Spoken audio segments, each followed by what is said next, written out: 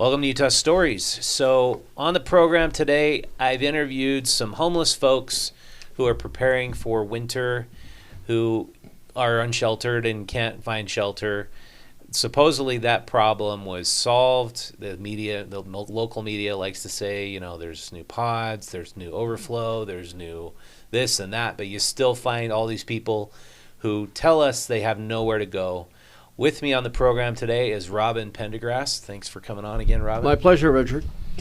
Yeah, so just a little bit of background. You've been covering the homeless situation in Salt Lake for the last 7 years. 7 years. 7 years. From New York Times, and Getty Images. Yeah, the Getty Images, a little bit of everybody. Yeah, and you do an awesome job. It's amazing that I think you're an asset to the local. I'd like to think so, because there's so much no information or misinformation that comes out or doesn't come out in Salt Lake City and Utah, and particularly around the country, all the different markets that I've been to, 27 in total. Wow. I've seen it all, I've heard it all, and at the same time, I've heard nothing. Yeah, there needs to be a new term called absence of information. Correct. So I'm going to start with this clip. This is Tasha Fuentes. She's camping on the Jordan River. This is what she has to say. What's your name? Tasha Fuentes. And you said you've been homeless how long? Just over 5 years. It was July 5 years ago. I became homeless here in Utah. How did you become homeless? I tried to kill myself, and while I was in the hospital, I was told I couldn't live at home anymore. Well, My sister was telling my mom that I was using drugs and selling drugs from her house, which I didn't do. But my mom always prioritized my sisters over me, so she believed that. Are you estranged from your family? I haven't spoken with anybody in my family for over 4 years. Over 2 years now. They know you're out here? They know I'm homeless now. I wanted to provide that background just so more people watching kind of understand the background of homeless people who are out on the streets. Tragic families, usually, like some kind of tragedy happened. Either mom died, dad died, they got kicked out, maybe for the wrong reasons, maybe for the right reasons. But the point is, they're out there and they're trying to figure out how to keep warm, how to keep their pets. Tasha has 2 cats. She has a partner. She was being violently abused in the women's shelter. Like, if you just go out and survey these people, have you experienced a violent altercation in a homeless shelter? Most of them say yes. Most of them are out there for a very good reason. What do you think is the biggest misconception when it comes to the homeless? In my observation of thousands, it's, as I say, they're human beings that for some reason, like you talked about, have fallen on tough times. Even today, when I was coming down here, down 100 South and areas around downtown, the number of homeless people is just amazing. Now, obviously, the Jordan River has been fenced off, things like that. But these are new faces that I've never seen before. And they're there. They're at the one location where they were giving out food, things like that, just to get them through the day. But as we know, cold weather's upon us. And I've seen so many people captured images of folks that are resting under a couple of blankets and their clothes just to catch some rest. It's very sad. What a lot of people don't quite get is the tragic situation that they're in that's kind of unfolded in their lives, and what they really need, and it's so cliche to say this, is a hand up, not as much as a handout. Correct. There's a lot of supplies and a lot of compassion when it comes to handouts. As far as I found on of my observations, they're getting food, they're getting clothing. A lot of them need more blankets because when their blankets get wet, they need all new blankets because it's hard to dry them out. Correct. The number one thing Tasha told me she needs is hand sanitizer to burn. Yep. That's Yep. the new norm. You burn hand sanitizer Well, to stay you know, warm. fortunately, this is something that, and I've talked about this, the silos before, you know, my metaphor of all these different organizations running around, and some that we'll mention, you know, have done extraordinary things with hand sanitizer, feminine products, not just food, but things that become lifesavers for a lot of these folks. Tremendous assets to the community.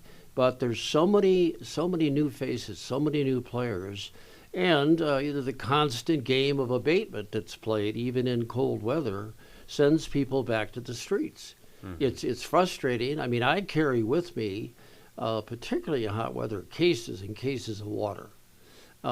And I'll stop, and if people are standing on the corner with their signs up, you know, I'll make sure that they get not one or two, but 3 or 4 bottles of water to keep them hydrated. It's a very simple thing that everybody could do. Yeah, clean water. As I Simple said, thing. Tucson, Arizona, the police carry water. And I keep hearing this over and over. They think the caseworker system is a joke. I mean, I agree. Like she said, I've had 50 caseworkers in 3 years. What do you think 50 people rotated over a 2-week period can do with my case? Nothing. Nothing. And it's taxpayer money going into this caseworker system. Listen, It's just they need somebody who can be a support long term. I think they need that actually more than anything. And so, I mean, my call to action is, why don't we just take this Christian community and go out there and get to know these people? Get their cell phones, give them our cell phones. What do you need? How can we support you? How do we get you your driver's license back? How do we get you back into a job? How do we get you sheltered? I mean, do you agree? yeah, it's a very proactive, not only opportunity, but there's a proactive environment that can be, you know, tasked to do this. But it takes organization. It takes, if we could regress for a couple of minutes, accountability of the millions and millions of dollars that's allocated by the city, by the state, and there is no accountability. Which has made everybody think it's somebody else's problem. Correct. Well, it's not my problem because I pay taxes. There's a government entity supposed to take care of them. If they're not, it's not my I think it's all of our problem. Well, you know, Richard, I've had people very close to me, family members for that matter, that they understand the depth and width of what I try to do for humanity, for homeless. But, you know, they essentially don't approve of it. You know, you get them, tell them to go get a job or do this or do that. And that aspect of it is fine, a bit idealistic. But there's a lot more to it than that. And I don't doubt that this is resolvable with a concerted, consolidated effort. One of the very, very best organizations, absolutely love them.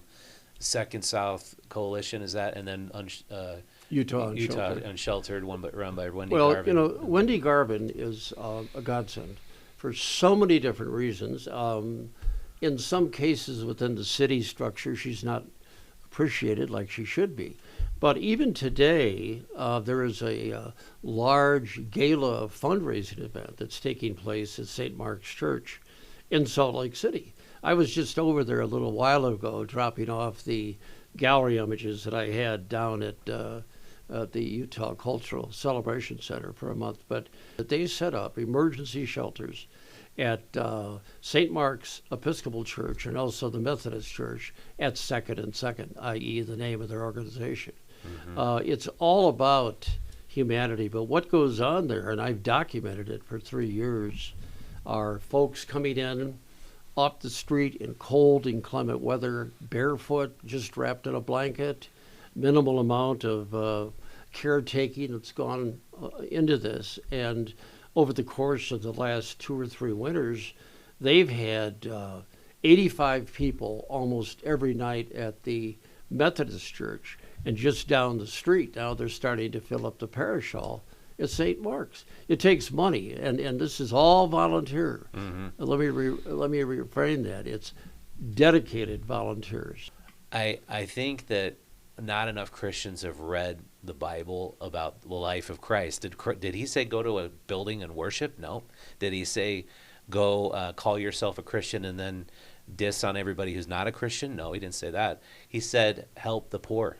He said, help the Right. least among us. And if you call yourself a Christian and you want to be one, do what they're doing. It's so easy to help. And I don't mean rolling down your window at 400 South and 600 East and flipping $1 or $2 out. But it's so easy to stop and provide maybe something to eat, some cold water, even conversation, as Pamela Atkinson shared with me years ago. It's so easy to stop and talk, and you just and find some common ground, even if it's while you're sitting on the ground. You know something? It's getting cold now, and we're going to have some real problems, partly because of just the quantity, but partly because of the lack of interaction that's taking place. The city's up there and the big building, and people like Wendy and Utah Unsheltered and Nomad, they're doing everything they possibly can. And I appreciate what they're doing and what you're doing. And I got to have you back on to talk about more stuff. You got a big pile there, and we'll definitely have you on. I will. I'll be glad to do it. I think people just should be involved, get to know homeless people, talk to them, be their case manager. Well, thanks for coming on, Robin. My pleasure. Really appreciate it. My pleasure always. So if you want to be a bigger part of the Utah Stories program and what we're doing here, you can subscribe to the magazine for $3 a month, or you can become a member at utahstories.com. We now have a paywall, but we are very soon going to be putting behind the paywall, hopefully to anybody who wants to see it too. You can email us to get access to it. Our video documentary we did a year ago on the voices of the unsheltered. It was a project we worked on for about 6 months to capture what the homeless people had to say about homeless policy. I think that's an important voice that needs to be heard. And you can support Robin by going out and buying his book too. Actually, there's 2 available now. One was just published, you haven't heard about yet, called No One Dies Alone. We did that for the In-Between. Oh, great. And that's one of the most fabulous organizations. Yeah, the In-Between is awesome. That not many people know about. Yeah, Jillian Olmsted. All right.